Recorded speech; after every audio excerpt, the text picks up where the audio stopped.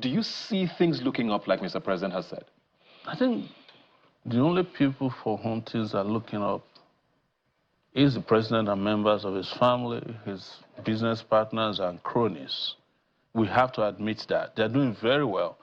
Anybody who came into office in the last 1 year and could buy himself a private jet that you can refer to as a jumbo jet, retrofit it for millions of dollars is doing well.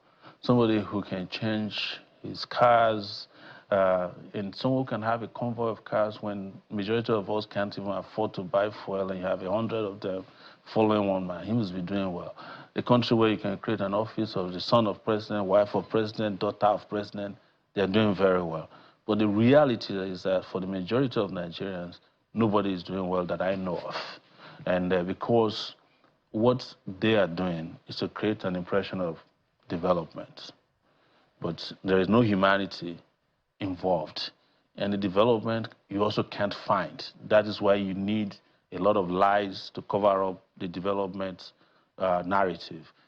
One of it is that you want a 700-kilometer highway, you do 30, and then people find out it's 19, and then you say it's 19 and a half. But the truth is that in 2 years, if we go by that theory, we're not going to get more than 140 kilometers when you are done with your 8 years tenure, which is what they're targeting.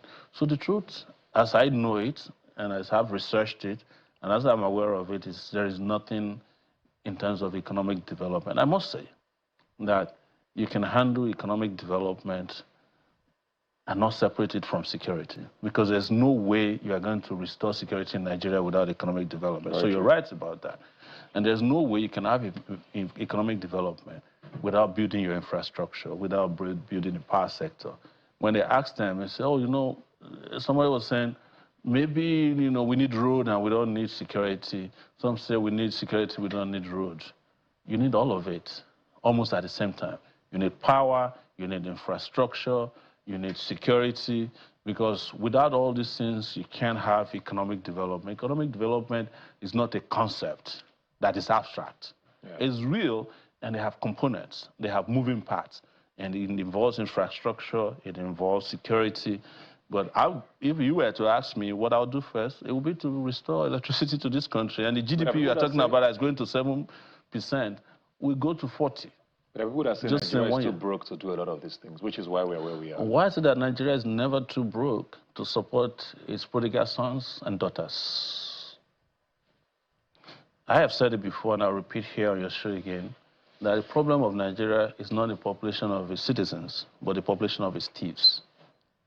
It may not be many, but they are doing serious damage to the economy. You were quoted as saying that you would have rejected a national honor if you were given one on June 12th. Not only would you reject, you would sue Mr. President. Yes.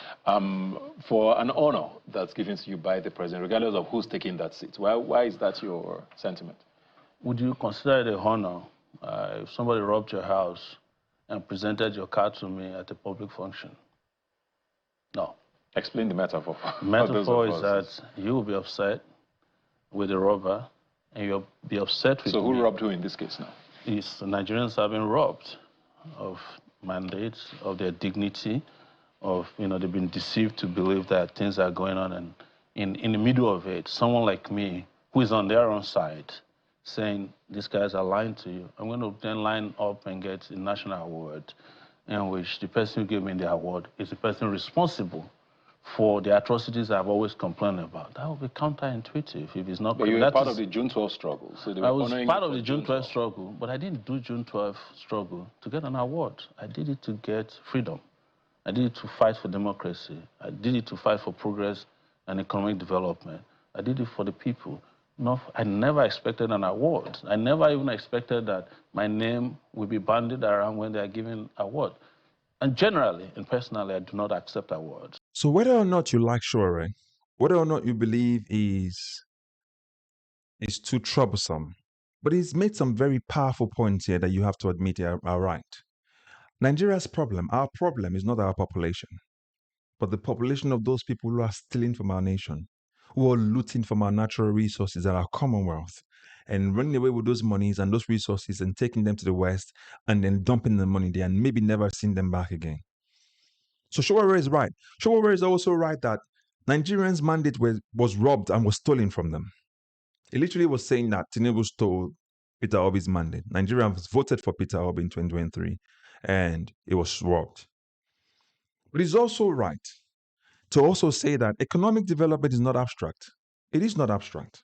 But before I touch on that, he asked this question: why is it that Nigeria is always not broke when it comes to those people who are sabotaging Nigeria? Why? Why? So, but again, economic development is not abstract. These are things that you can measure. They are very tangible stuff. They are markers that are measurable, and the things that impact the people's lives. One of them is security. What has the government done about security in this country since it's assumed power? Look at the jobs. Businesses have closed. People have lost their jobs. Nigerians are jobless, roaming the street looking for ways to survive. They're barely surviving by by the scruff of their neck. Nigerians, look at our roads. Our roads have become death traps. Why has they spent billions on the Lagos to Calabar motorway, where they say they've done 30 kilometers and then we'll find that there's less than that, and they're trying to adjust the number again? Look at our hospitals. Even the president cannot stay in Nigeria for his own hospital treatment or his own medical care. He cannot. The same president travels to France while his own people are killed, having security issues, and he came back and never even bothered to visit them. Look at the recent death in Mokwa. He's not even gone there in Niger State, as close as Niger State is to Buja. Look at the tariff. Yet there's still no power. But that's what he said he was going to fix, isn't it? And now we're talking about youth empowerment or youth employment. Again, zero. And our poverty levels increase. So these are markers that you can use to measure economic development. And they're telling us that this Bola Tinubu administration is a transformative administration. And you look at it and like, what exactly is transformative? Backward transformation or forward transformation? Which one is it? The obvious is backward. So then you then wonder what sort of economic development the supporters of Bola Tinubu and his talking heads are coming on TV to talk about. The likes of Daniel Boala and Abayo Ononuga. What exactly are they talking about? It beats your imagination, right, doesn't it? So again, like Sowore said, the problem of Nigeria is not our population. It's not the population of the citizens. It's the population of those who are stealing from our country. That's our problem.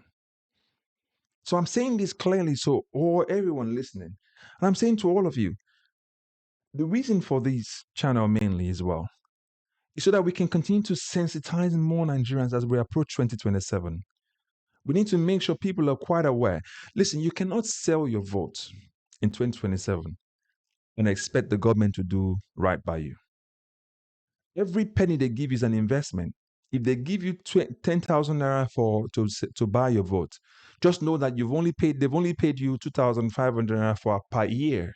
They've given you 2,500 per year. Times that by 4, that's 10,000. So when you sell your vote, you pay the price, especially to those people in the villages. The reason why you're impoverished is because our politicians. They are terrible. They're corrupt. And like Alibaba says, Nigeria is a country that permits corruption and let it fester. And it affects everything. Anywhere you go to any government office, for them to do the right thing, you have to bribe them first of all. That's corruption. When lawmakers receive bribe to allow bills to pass, that's corruption. When the president calls for a state of emergency in a state that is unconstitutional, and the lawmakers have been accused of asking for bribes, and also rather than possibly voting with the hands raised so we can see who voted for that illegitimate occupancy of River State, they use voice code. That's corruption.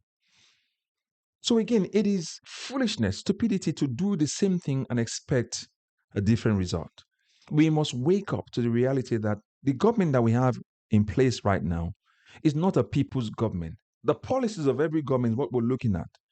As I always say this, look at the policies of each person, because every government runs by its policies. It doesn't matter whether it's Sowore, Peter Obi, Bola Tinubu. The reason why we're speaking up against this government is that we've looked at the policies of this government. It's not taking Nigeria anywhere. It's impoverishing Nigeria more and more and empowering the people who are actually impoverishing Nigerians. So while we're talking about this, you have to understand it's their policies. If a government is talking about dealing with corruption, it says, I will reduce corruption. It tells you it's not ready to fight it.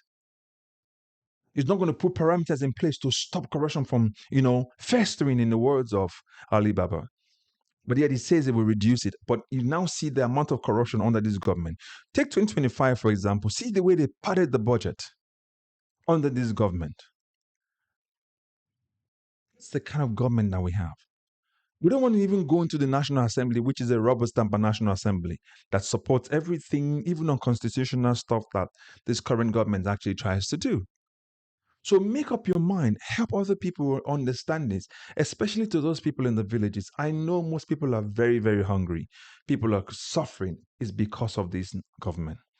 People are leaving every day not knowing the next meal will come. The politicians do that on purpose. That when they give you 10,000, you will bow down before them. Again, but when you collect this 10,000 to vote for them, remember, they're only paying you 2.5 for a year. If that's all you're worth, then the suffering that you get in the next election, after the next election, will be multiple times this one. So make up your mind to sensitize other people and let them understand the degree of seriousness that 2027 holds for us Nigerians.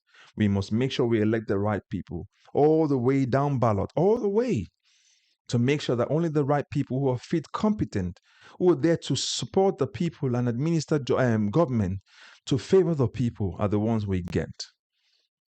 So put your comments in the comment section. Let us know what you think. And also don't forget to like, share, subscribe, and also recommend this channel to others. I'll catch you up in the next video. God bless you. Bye-bye for now.